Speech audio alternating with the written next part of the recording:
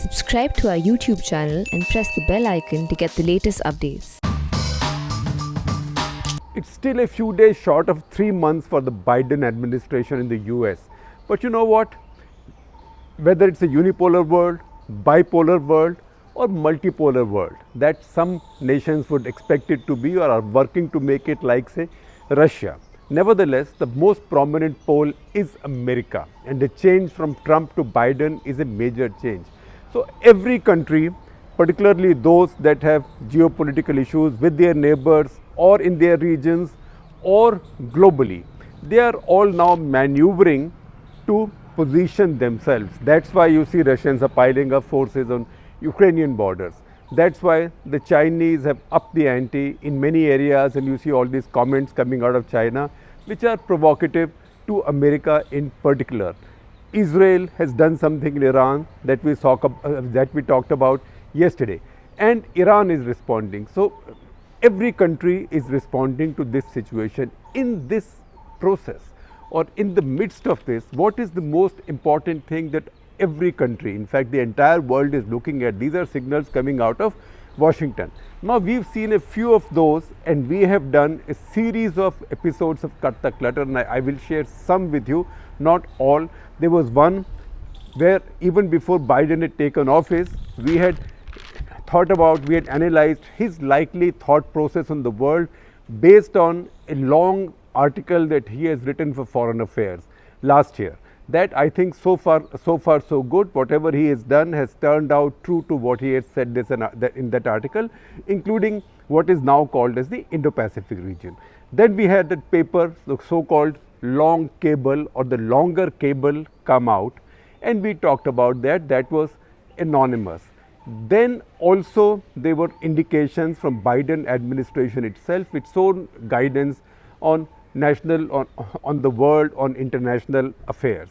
That also we talked about. Now we have a new one, and this is again causing a buzz all over the world, particularly among the capitals of the strategically more important nations in the world. This is a new assessment produced by the US intelligence community. This is called Annual Threat Assessment Report, produced by Director National Intelligence. Director National Intelligence is different from Director Central Intelligence. That's the CIA Chief Bill Burns. So Director National Intelligence, that office combines inputs from all intelligence agencies and intelligence professionals.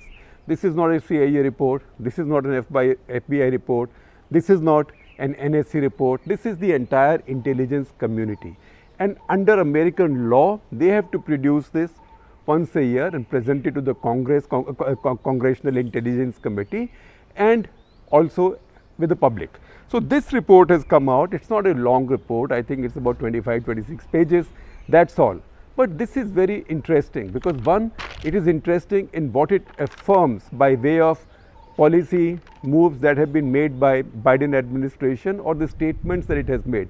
Also, it's interesting in terms of what it finesses or what it changes.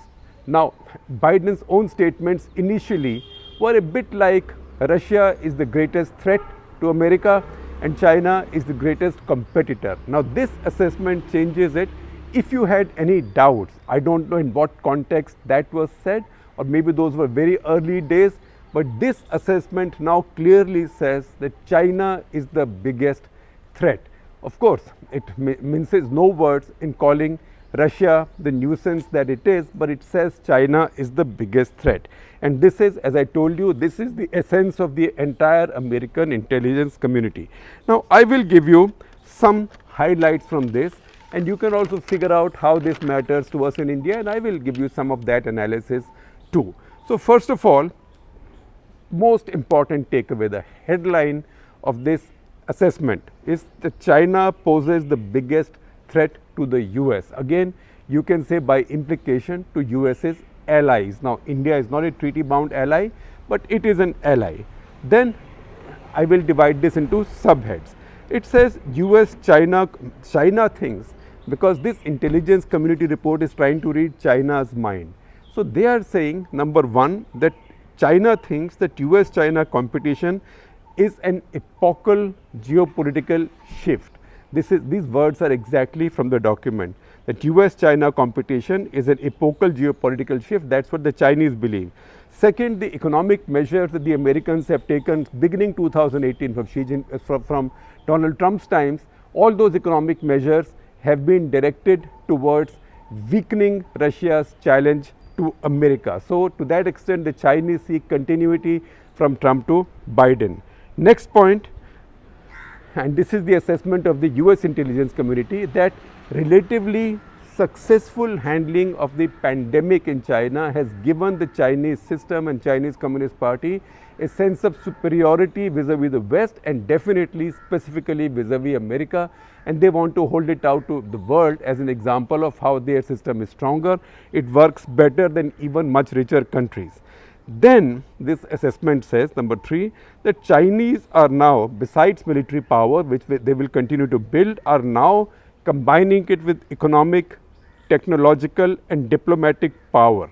And these powers, as they combine over the next few years, these will help them realize their territorial ambitions. That means their idea of what China is or what Chinese territories are. So all of China's neighbors on the ground and across the water have to look at this very carefully, because the Chinese think all of Arunachal Pradesh is theirs, right? They might want a little bit in Ladakh here and there, but all of Arunachal Pradesh they consider is there. So that is a big threat. Then this report also makes a mention of regional issues, and what catches my interest is that among the regional issues, the number 1, just in the hierarchy of issues, it's a very short report.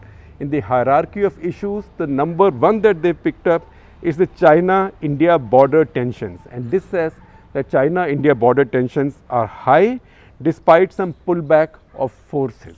So this is the number 1 when it comes to regional tensions. Once again, you can see what the US intelligence community is thinking right now.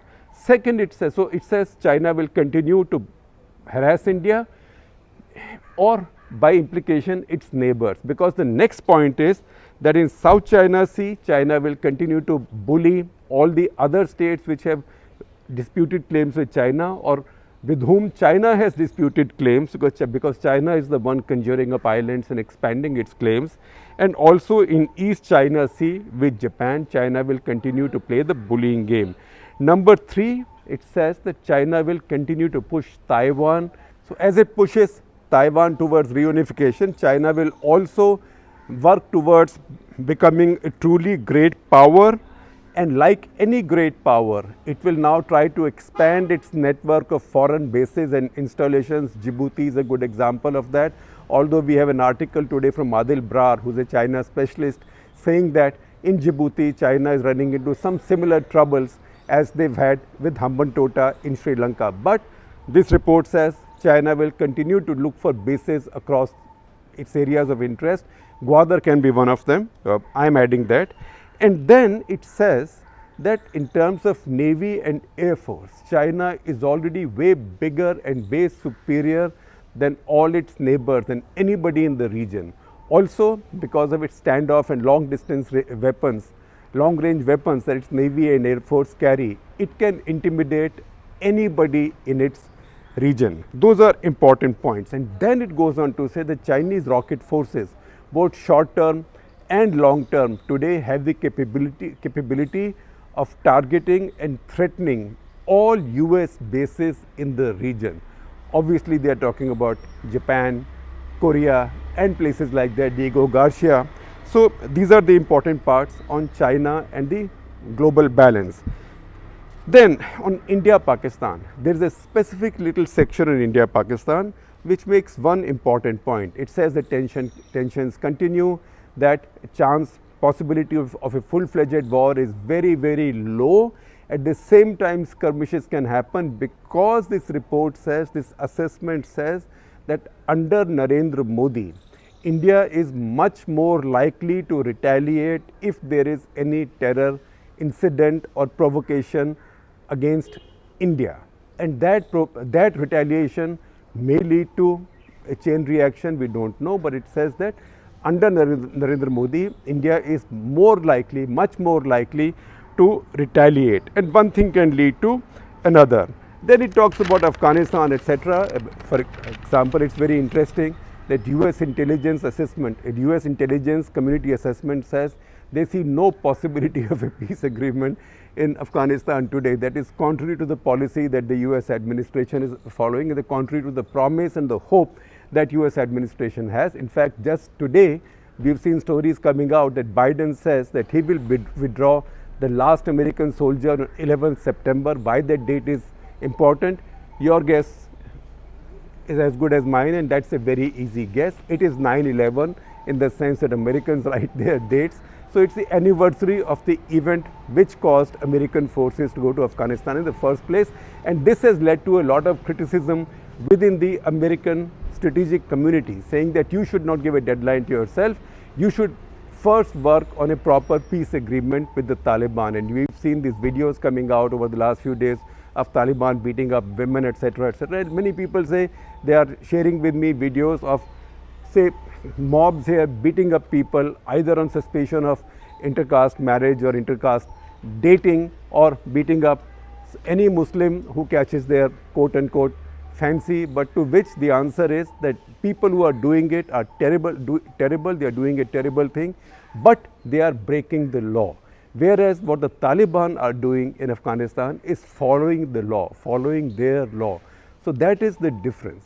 So this report says that they don't expect a solution. Then they come to Iran. They say Iran will continue with its policy of enriching, threatening to enrich uranium, but at the same time keeping in their armpit the idea of a reversible enrichment option, which means if you lift the sanctions, we will reverse our process of enrichment. So that is going to happen. And they go on to say, for Russia, they say Russia will continue to be, they don't use the word nuisance, but they say Russia will continue to be a troublesome partner, because Russia will be America's biggest rival on weapons of mass destruction. Not China, Russia. China, they say, will take another 10 years, doubling the size of its nuclear arsenal and fielding a proper triad of nuclear weapons. But Russia will continue to be America's biggest challenger on weapons of mass destruction. It will continue to be America's biggest cyber threat. It will also keep playing games with ISIS, with Syria, in Iraq, in Libya, and it will create complications in the Middle East for American power and America's ally. And then on global terrorism, this assessment talks about ISIS, which it says is very weakened, but it will keep doing some stuff in Syria and Iraq, not very much. Al-Qaeda, on the other hand, is consolidating itself in Africa, that is Sahel and Somalia. So these threats haven't gone. It talks about further competitions with China, essentially, or rivalries with China. It says in space, China will have some space station in a low Earth orbit sooner than you think, a manned space station. China will also set up a robotic station on the moon, and in the course of time a crewed station, crewed as in C-R-E-W-E-D, not C-R-U-D-E, a crewed station on the moon, and that will be a challenge to American power. And also that China has no interest in pushing any arms control talks with America or between America, Russia and themselves, because China still wants 10 years to double its nuclear arsenal. And then this talks about the state of democracy, and that's a very pregnant para. It says that across the world, authoritarian and illiberal regimes, it doesn't make any exception of democracies which are becoming illiberal. Authoritarian and illiberal regimes are going to be using technology more and more to surveil their citizens. And it doesn't say again in as many words as you would have liked to see, but these are intelligence people talking. It does indicate that America has a stake in not letting that happen.